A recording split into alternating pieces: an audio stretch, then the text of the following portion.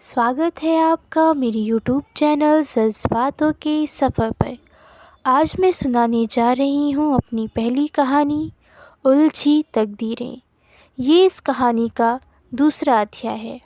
3 महीने बाद शिमला सुनसान सड़क। समय रात के 8 बजे।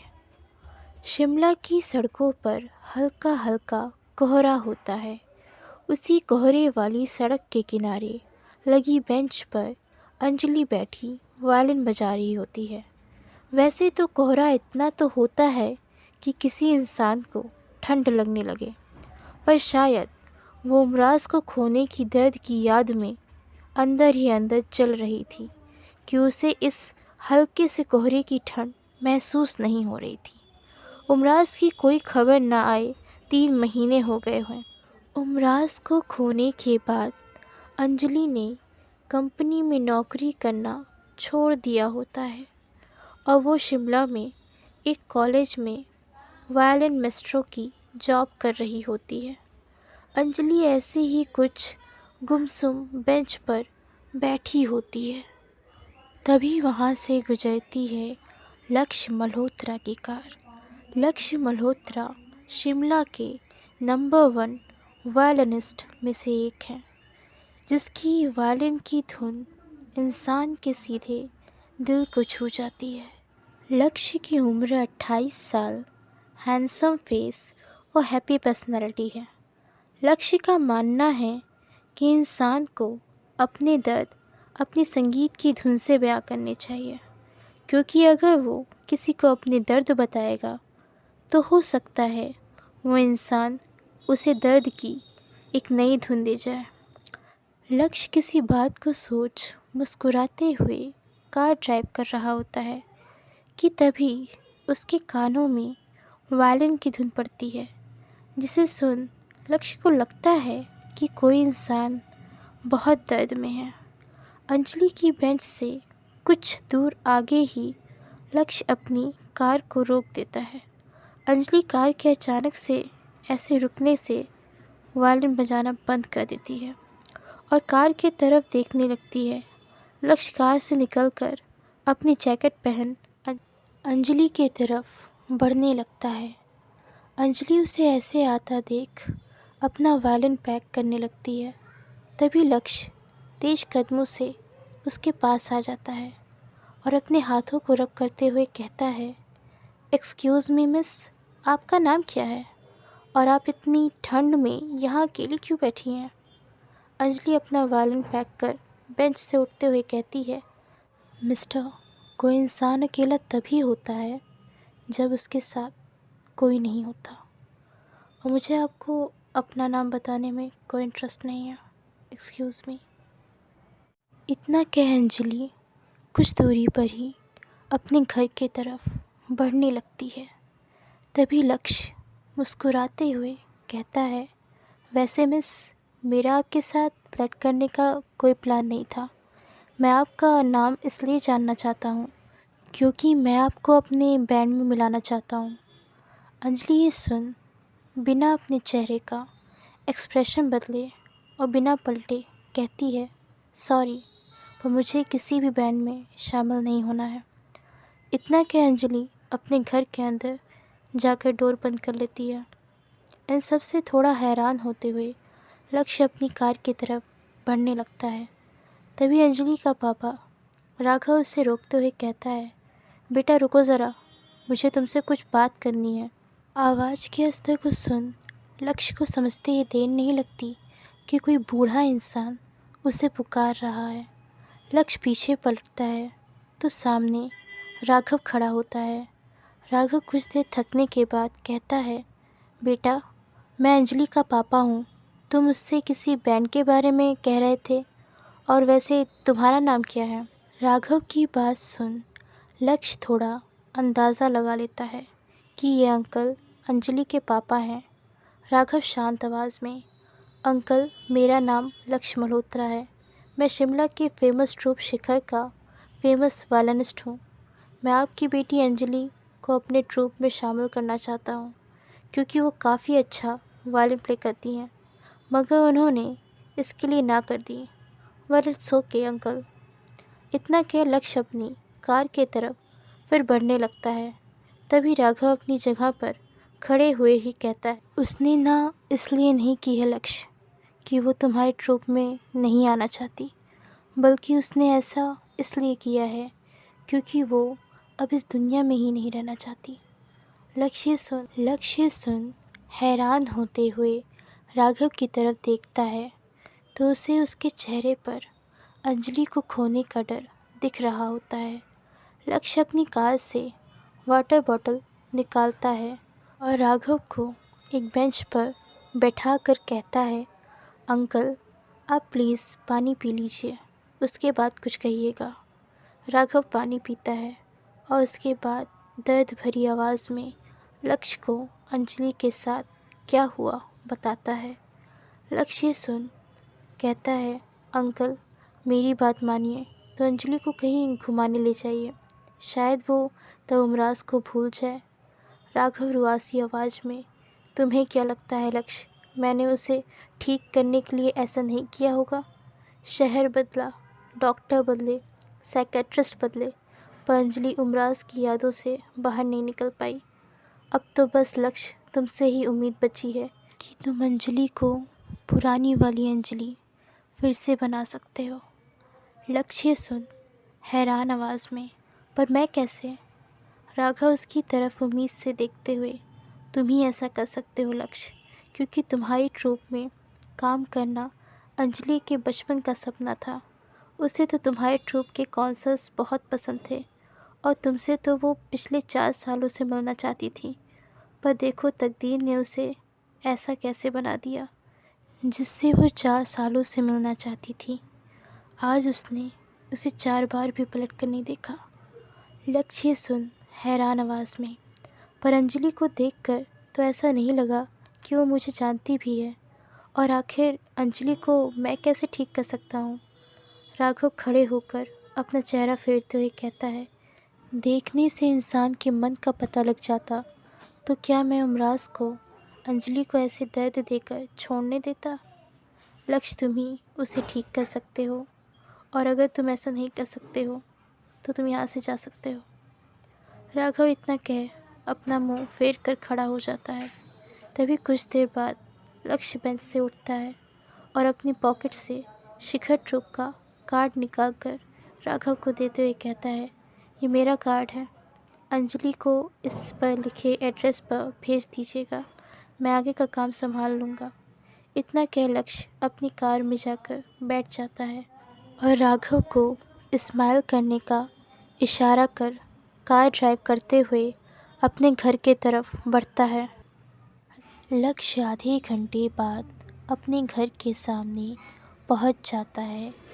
लक्ष्य कार से निकलता है और भारी कदमों से अपने घर के दरवाजे की तरफ बढ़ने लगता है। लक्ष्य अपनी नज़रें नीची कर डोर ओपन करता है और हॉल की सारी लाइट्स ऑन कर अपने चारों तरफ देखने लगता है। चारों तरफ एक सन्नाटा सा छा जाता है और सन्नाटे में लक्ष्य हॉल में रखे एक सोफ़े पर शांति से बैठा होता है और अपने मॉम डैड की तस्वीर देख कहता है, मॉम डैड आप मुझे छोड़कर चले गए और तकदीर ने मुझे आत्मनिर्भर बना दिया और शायद दुनिया की नज़रों में खुश भी। तभी तो आज एक टूटे हुए लक्ष्य को एक टूटी हुई अंजलि को जोड़ने का काम दे दिया है तकदीर ने। पर मॉम डैड आप जानते हैं, जिसे मुझे जोड़ना है वो किसी की मोहब्बत में सरफिरी घूम रही है। अंजलि उस मोहब्बत के लिए वहीं रुक गई है, पर समय चलता जा रहा है। पर मॉम आप तो जानती हैं ना, मुझे लोगों का दिल कितने अच्छे तरीके से संभालने आता है। मैं अंजलि को ज़रूर उमराज की यादों से बाहर निकाल कर रहूँगा, क्योंकि अक्सर पुरानी यादें हमारी नई खुशियाँ छीन लेती हैं। लक्ष्य इतना कह अपना बचपन याद करने लगता है और ये यादें उसकी आँखों को धीरे धीरे नम करने लगती हैं, और हर रात की तरह लक्ष्य अपनी यादों में गुम इन्हीं नम आँखों को बंद कर सोफ़े पर ही सो जाता है। लक्ष्य असल में एक अजीब इंसान है जो खुद के दर्द को छुपाकर दूसरों के दर्द कम करने निकला है। रात को बीतते देर नहीं लगती और लक्ष्य फिर से सबको खुश करने के लिए तैयार होकर सुबह 7 बजे अपने शिखर ट्रूप के सेट पर पहुंच जाता है। आज उसकी अंजलि से एज अ बॉस मुलाकात होने वाली थी, इसलिए वो अपने कैबिन में बैठा बॉस बनने की प्रैक्टिस कर रहा होता है। लक्ष्य को आईने के सामने खड़े होकर खड़ूस चेहरा बनाते देख उसका फ्रेंड मनीष कहता है, यार तू एक बात बता, तू आईने को देखकर आज इतना मुंह क्यों बना रहा है? लक्ष्य अपने फ्रेंड की बात सुन उसे अंजलि के बारे में बताता है तो लक्ष्य का फ्रेंड मनीष उसे चिढ़ाते हुए कहता है, वैसे यहाँ पर हर दिन बहुत लड़कियाँ आती हैं, मगर तू उनके लिए कभी प्रैक्टिस नहीं करता, तो फिर आज अंजलि के लिए प्रैक्टिस क्यों? कहीं तू उसे प्यार तो नहीं करने लगा है? मनीष की ये बातें सुन लक्ष्य कुछ भी नहीं कहता, पर पता नहीं क्यों उसके सामने अंजलि की तस्वीर दिखने लगती है। लक्ष्य ऐसे ही उस छली हसीन तस्वीर को देख रहा होता है। तभी अंजलि कैबिन का डोर नॉक कर कहती है, मैं कम इन सर? अंजलि की आवाज़ सुन लक्ष्य होश में आता है और अपनी वॉच लगाते हुए कहता है, या प्लीज़ कम इन।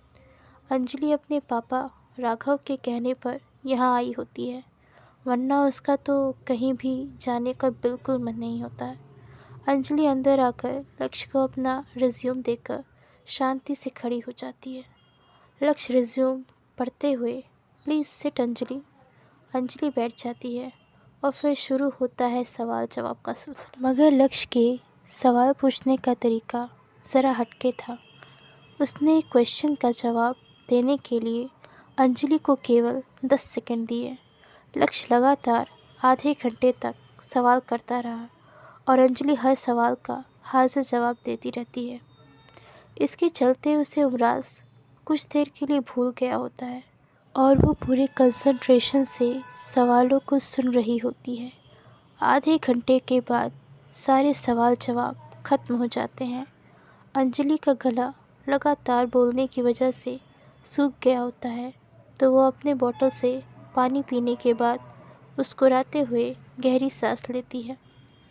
उसे तिरछी नज़रों से देख रहा होता लक्ष्य उसे 20,000 का एडवांस चेक देते हुए कहता है, miss Anjali, your most welcome to our Shikhar troop.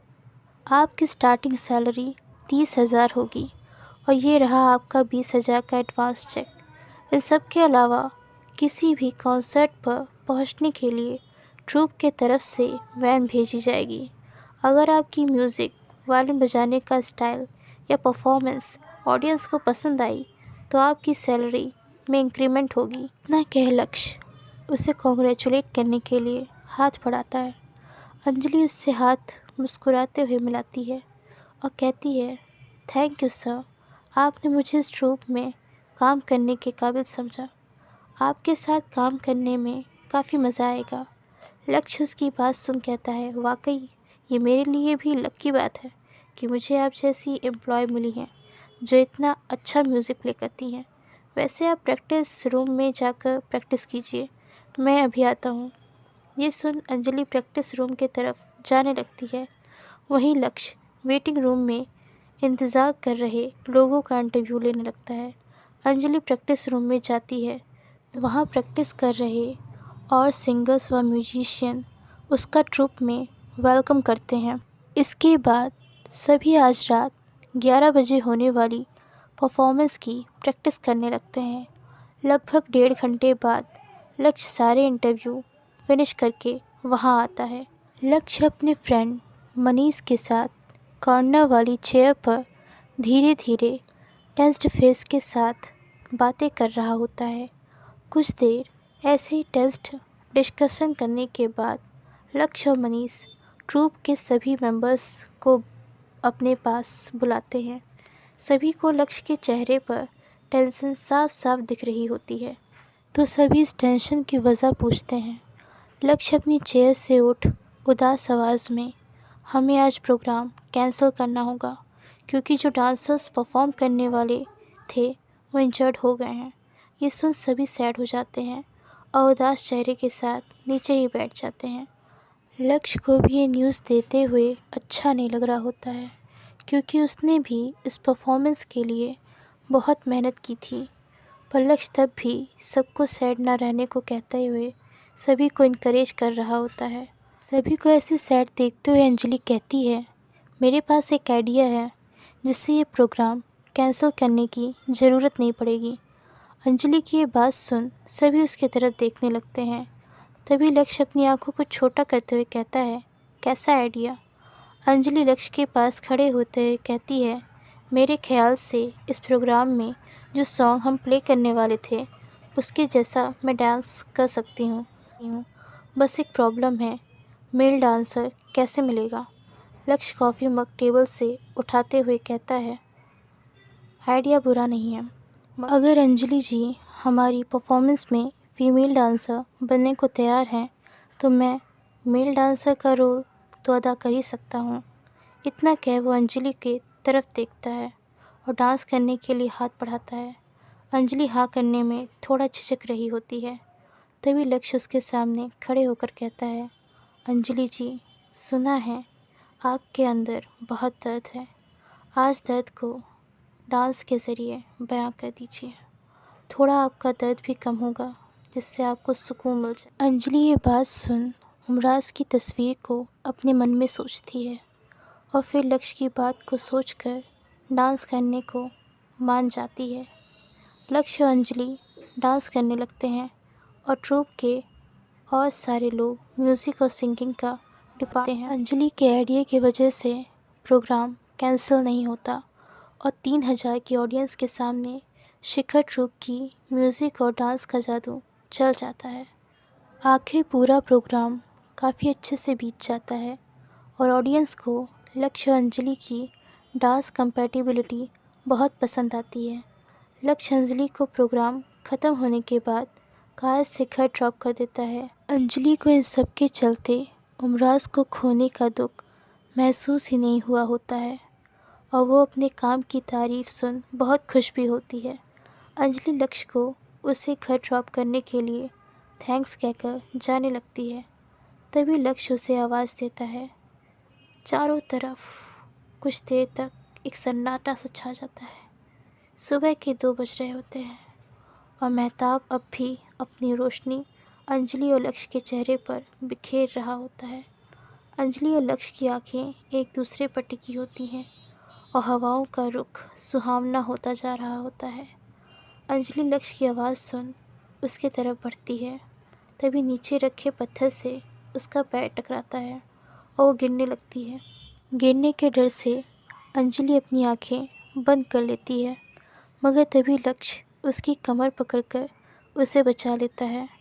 Anjali अपनी आंखें धीरे धीरे खोलती है तो उसे सामने लक्ष्य दिखता है। लक्ष्य और अंजलि की निगाहें एक दूसरे पर फिर टिक सी जाती हैं। तभी लक्ष्य उसे देखते हुए कहता है, अंजलि, आप मुस्कुराते हुए काफ़ी अच्छी लगती हैं, मुस्कुराया कीजिए। आपको मुस्कुराते देख मैं भी मुस्कुराने लगता हूँ। अंजलि ये सुन शर्माते हुए सीधे खड़ी होती है और बिना कुछ बोले सीधे अपने घर में चली जाती है। लक्ष्य अंजलि के ऐसा करने से थोड़ा हैरान होता है और अंजलि के बारे में सोचते हुए अपने घर की तरफ बढ़ जाता है। वहीं अंजलि अपने रूम में जाकर लक्ष्य की बात को सोचते हुए आईने के सामने खड़े होकर मुस्कुराने लगती है और कुछ ऐसे ही शुरू होता है टूटे दिलों का मिलना। दिन बीतते हैं। लक्ष्य और अंजलि एक दूसरे के साथ व्हाट्सएप पे बात करना शुरू कर देते हैं। वो दोनों अब खास कर एक साथ बैठकर वायलिन प्रैक्टिस करते हैं। देखते देखते 1 महीना बीत जाता है। अंजलि को अब लगने लगता है कि उमराज उसका पास्ट है और उसे लक्ष्य के साथ अब अपनी लाइफ में आगे बढ़ना चाहिए। वहीं लक्ष्य भी अब समझ चुका होता है कि वो भी उससे प्यार करने लगा है। दोनों की लाइफ में काफ़ी उथल पुथल पहले से ही बहुत थी, इसलिए दोनों ने बिना समय गंवाए प्यार का इजहार वाटरफॉल के पास चांदनी रात में कर दिया। इजहार करने के बाद दोनों ने अपनी निगाहें एक दूसरे पर टिका लीं। लक्ष्य जिसने इम्पोर्टेड क्लोथ्स पहने हुए थे वो ज़मीन पर घुटनों के बल बैठते हुए कहता है, अंजलि देखिए, हमें और आपको मिले कुछ दिन ही हुए हैं, पर हमें एक दूसरे से प्यार है और हम अपनी लाइफ में आगे बढ़ना चाहते हैं। मैं आपसे एक वादा चाहता हूँ कि आप लाइफ की किसी भी सिचुएशन में मुझे छोड़ेंगी नहीं। अंजलि भी अब उमराज को भूलना चाहती थी, इसलिए उसने लक्ष्य से वादा कर दिया। इसके बाद दोनों रोमांटिक गाने पर डांस करने लगते हैं। वहीं शिमला के ही हॉस्पिटल में हड़बड़ी सी मची होती है। कोई 4.5 महीने के बाद कोमा से बाहर आया होता है। वो आदमी खाली एक बात चिल्ला रहा होता है, मुझे अंजलि से मिलना है। अंजलि मुझे खोज रही होगी। अंजलि उमराज बिन अधूरी है। मुझे अंजलि से मिलना है। मुझे उससे मिलना है। अंजलि की ज़िंदगी में जब उसका अतीत फिर से लौट कर आएगा तो वो क्या करेगी? क्या वो लक्ष्य को चुनेगी या फिर उमराज? जानने के लिए देखें हमारी कहानी उलझी तकदीरें।